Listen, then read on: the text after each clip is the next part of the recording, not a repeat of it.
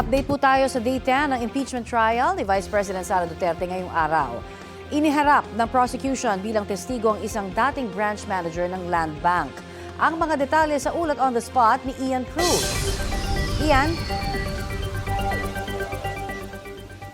Yes, Connie, wala nga naganap na diskusyon ang depensa at prosecution patungkol nga doon sa pagpapalit ng sequence ng impeachment trial ni Vice President Sara Duterte at Connie, sa opening kagad ng day 10 ng trial ay tinawag kaagad ni Presiding Officer Chis Escudero ang prosecution at si Representative Joel Chua nga ang nagpepresenta para sa prosecution para sa Article 1 o umano'y maling paggamit ng confidential funds.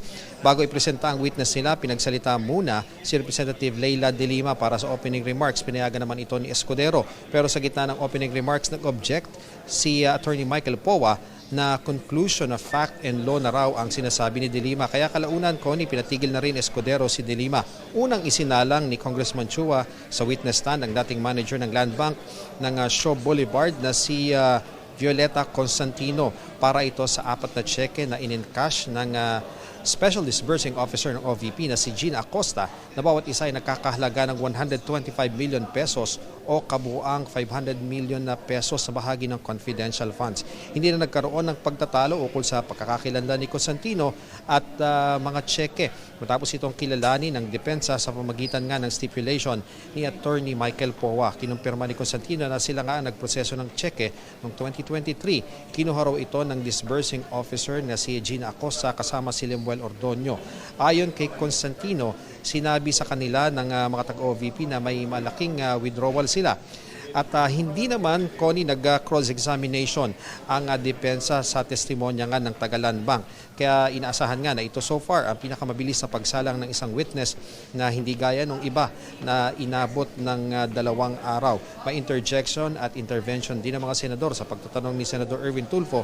Sinabi nga ni Constantino na nilipat ang OVP account sa Shaw branch nang lumipat ang OVP mula Quezon City tungo sa Mandaluyong noong 2022. Tinanong ni Tulfo kung normal ba ang pag-withdraw ng 125 million pesos. Ang sagot naman ni Constantino, unusual ito.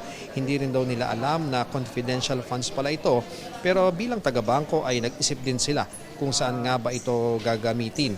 Nang usisay naman ni Senador Bam Aquino kung inireport ba nila ang bagay na ito sa AMLAC. Sinabi ni Constantino lahat naman daw ng 500,000 pesos transactions pataas ay covered ng mga transactions at inire-report nga ito ng AMLAC. So, Connie, hanggang sa ngayon ay yung intervention ng mga senador ay nasa final na punto na, no? At inaasahan natin na may kasunod pa, no, ang prosecution na isasalang si Nenita Camposano na branch manager din ito dati sa Land Bank branch doon naman sa DepEd. So, Connie, patuloy nating inaantabayanan kung ano pa nga yung mga magiging huling kaganapan dito sa patuloy na gumugulong na impeachment trial laban kay Vice President Sara Duterte at nakalipat na ng article ngayon. Ito na yung Article 1 o yung confidential funds. Connie? Maraming salamat, Ian Cruz.